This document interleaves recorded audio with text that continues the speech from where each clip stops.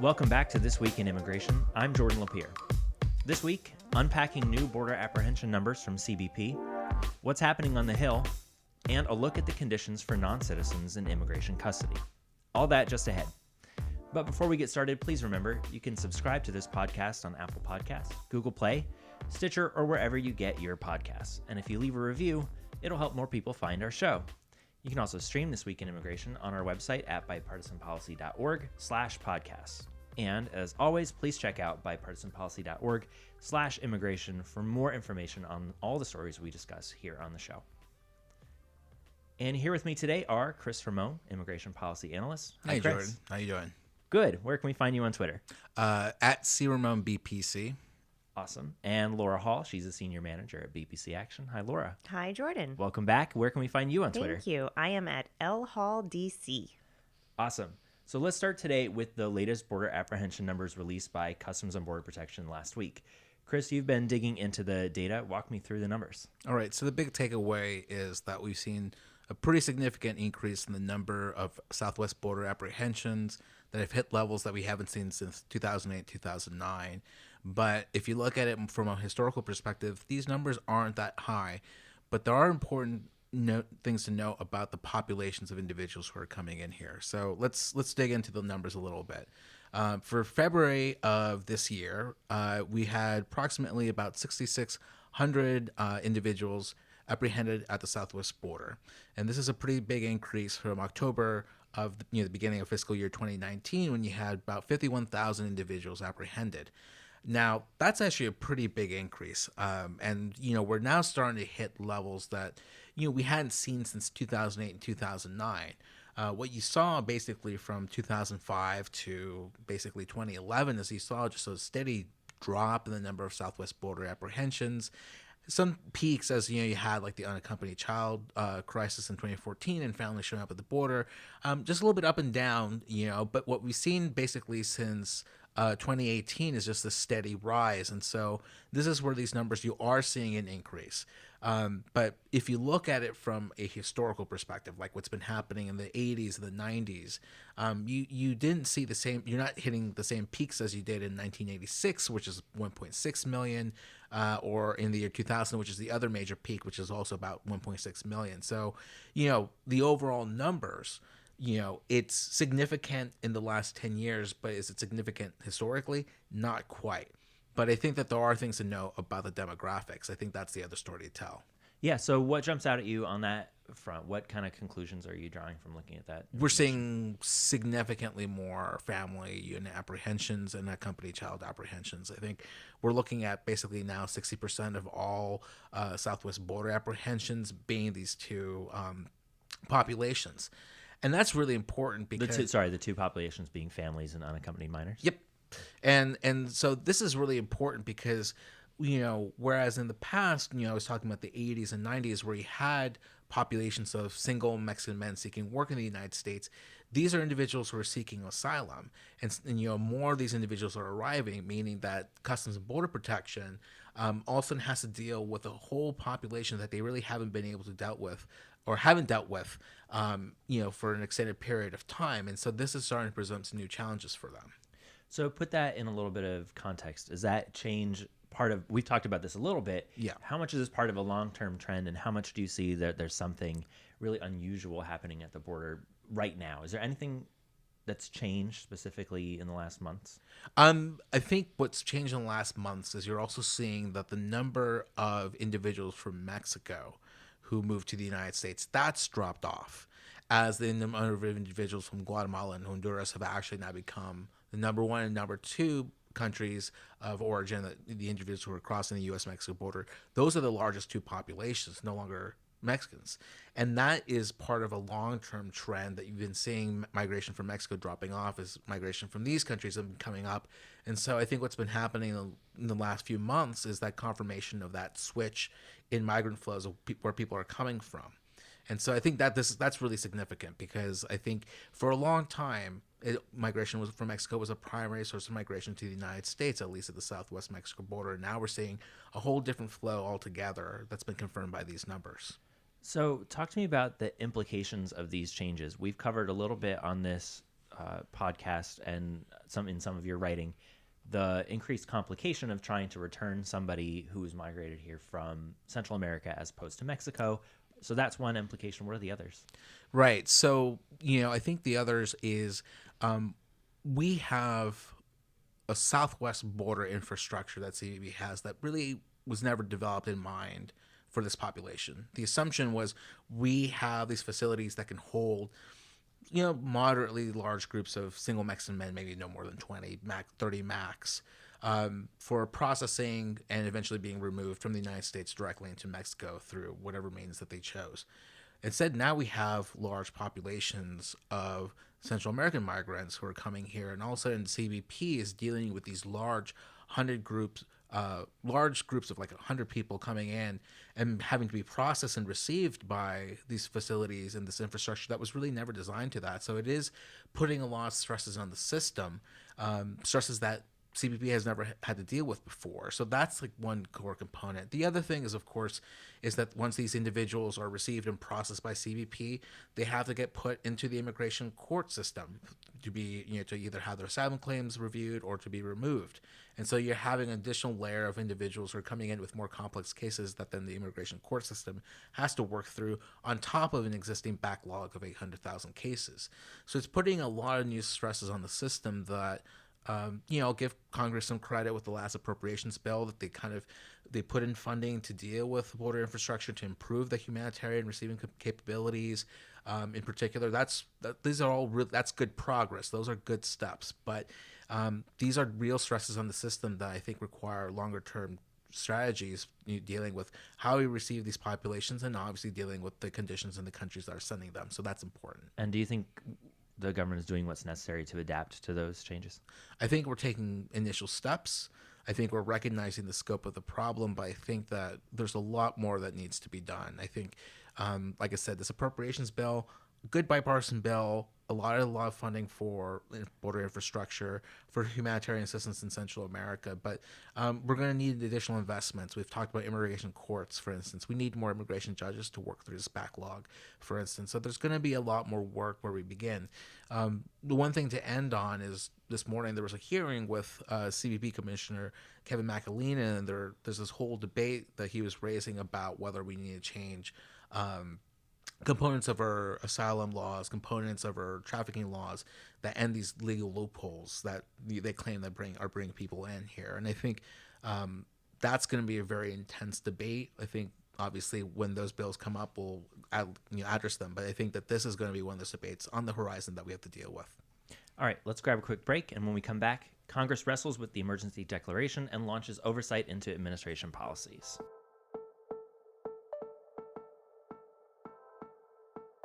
And we're back. As the fight over President Trump's emergency declaration from last month continues, House Democrats have begun using their newfound power to launch hearings on the administration's immigration enforcement policies, including those that led to families being separated at the southern border last year. These hearings are part of a growing effort by Democrats to expand oversight on President Trump's immigration policies, a new avenue in the ongoing debate on the issue. Laura, I'll bring you in here. What steps have House Democrats taken so far to increase oversight? Well, they've done a lot. They've done a lot of hearings. So the main function, so congressional hearings the agenda for congressional hearings is set by the majority. So now, since the House flipped, the Democrats get to control what the House of Representatives considers in their committee hearings. The Republicans still get to kind of control the committee agenda for the Senate.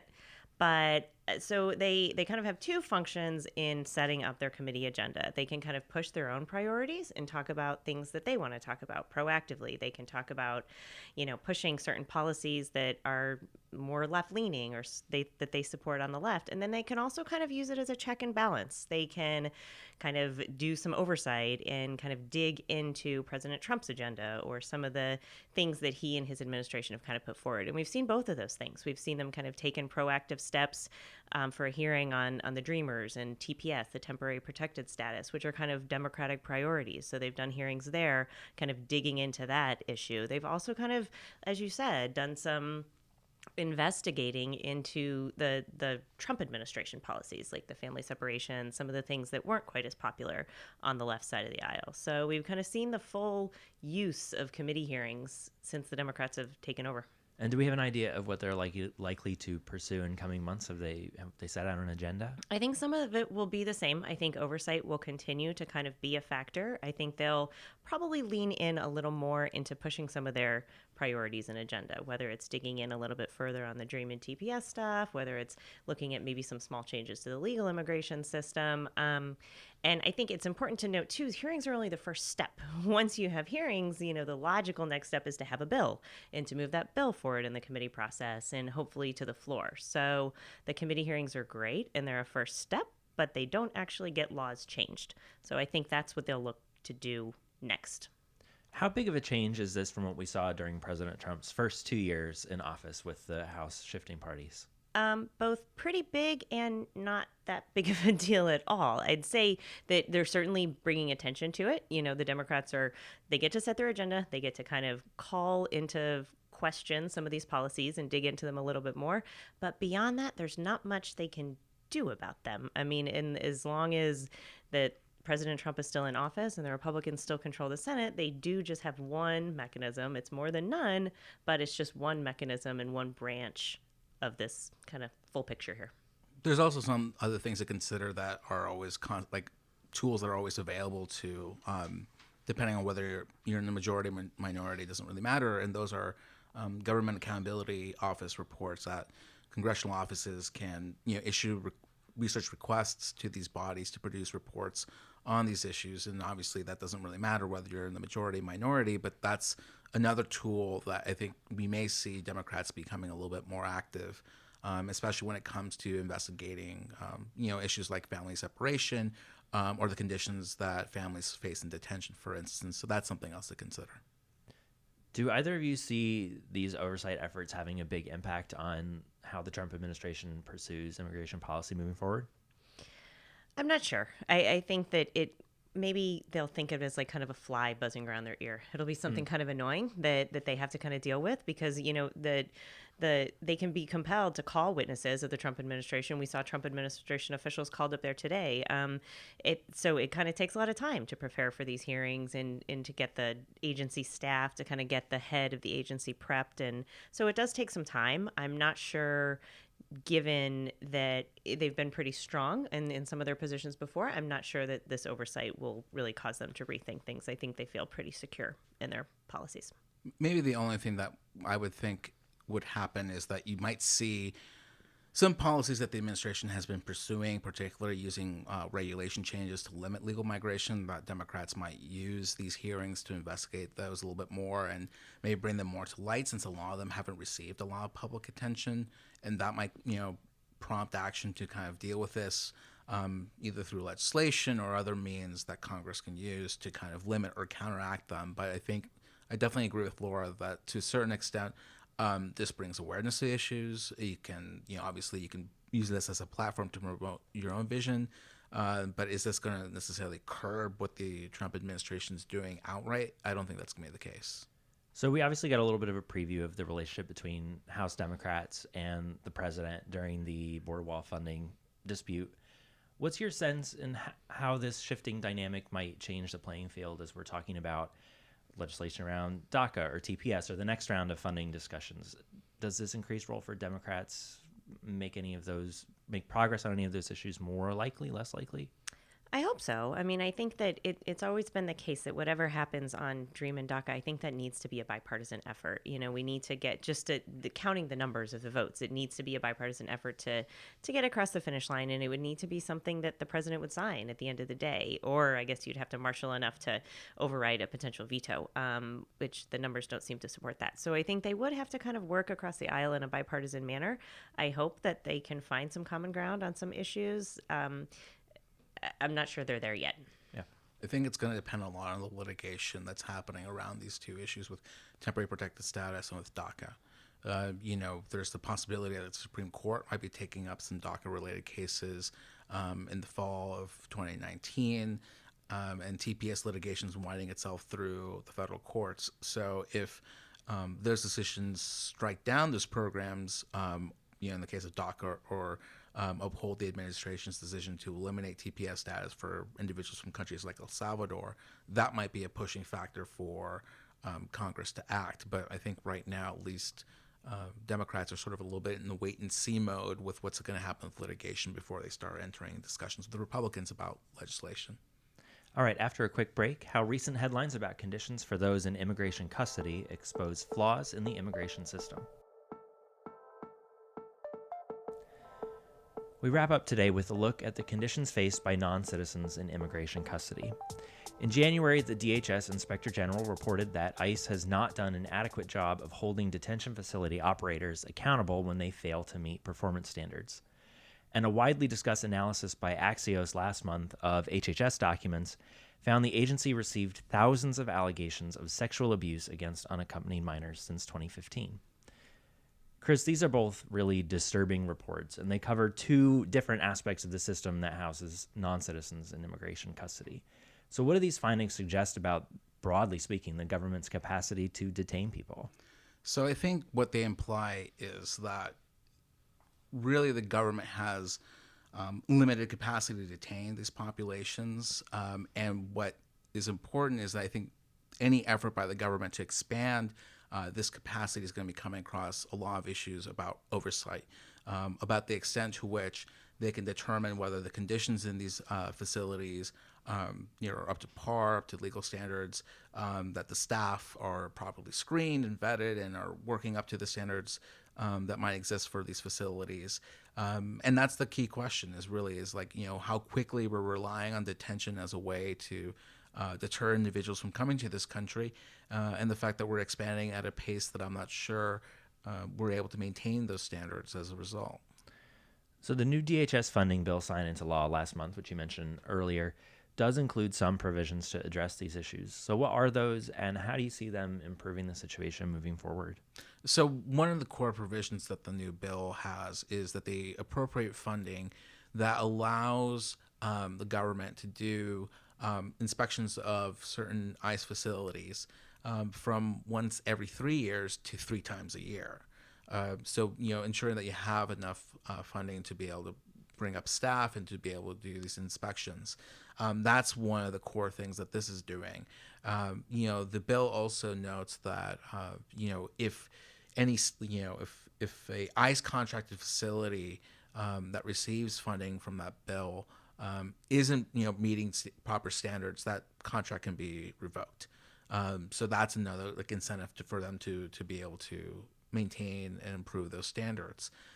So there's a lot of interesting things that this bill is doing. Obviously, it wasn't necessarily in response to these reports, but I think it's in response to longer-term concerns that, in particular, Democrats have had about these conditions. So obviously, better oversight is critical, and you mentioned some of the ways that the government is hoping to change that. But what else should they be doing to improve the situation? In other words, how can the government maintain custody of these immigrants without falling clearly so short? I mean, there's a whole host of things that you need to be considering. I think, first of all, the expansion of the detention system, whether it's under HHS for children or under DHS and ICE for adults, really needs to consider who you're bringing into contract, especially if it's if you have a private contractor who's coming in, and ensuring that their facilities are meeting up to par and that their staff are meeting up to par. That's something that's important to be keeping in mind. You also just need to be keeping in mind the expansion of detention capacities, the expansion of detention beds, ensuring that whether people think it's right, that if you're doing the expanding this capacity, that you're ensuring that the facilities can maintain individuals in safe conditions that can meet their needs. That's something else that's things that need to be taken into account. And I think we've been talking on this podcast about the arrivals of families and children coming to the U.S.-Mexico border, thinking about that population, ensuring that these facilities, whether they hold these families for any given period of time under the Flores settlement, which is a court-mandated policy that says basically children can't be held in DHS custody for more than 20 days, regardless whether it's something that short or something longer, that the conditions can ensure that children are safe and they're sound, and that their families are safe and sound. I think given, everything that we've seen with Chris's point earlier with, how this is such a new population in a new kind of flow for these officials to manage, I think they have to stand up something quick in a new system quickly, but it has to be right. I think these reports were so disturbing that, you don't want to do something real quick and then kind of find all these problems that have come with it. So you kind of have to have that balance of meeting the needs of this new population quickly, but also efficiently and effectively and safely, and in making sure that oversight is there. Yeah, I mean, and this is why I think that funding bill, a lot of people had criticisms of the bill, but it was a genuine bipartisan effort that had meaningful oversight over these detention centers. And I think it really does point to an avenue of where a consensus can go on providing meaningful oversight in a way that also secures our country's borders. Okay, Cris, Laura, I want to thank you both for joining me, and thanks to you all for listening. We'll be back, as always, in 2 weeks.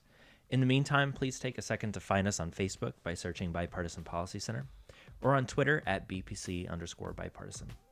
And don't forget to subscribe and leave your feedback on this podcast on Apple Podcasts, Google Play, Stitcher, or wherever you get your podcasts. Just search Bipartisan Policy Center. This episode of This Week in Immigration was written by Cris, Ramón, and myself, and produced by Beth Shiner. That's all for now. Join us again next time on This Week in Immigration.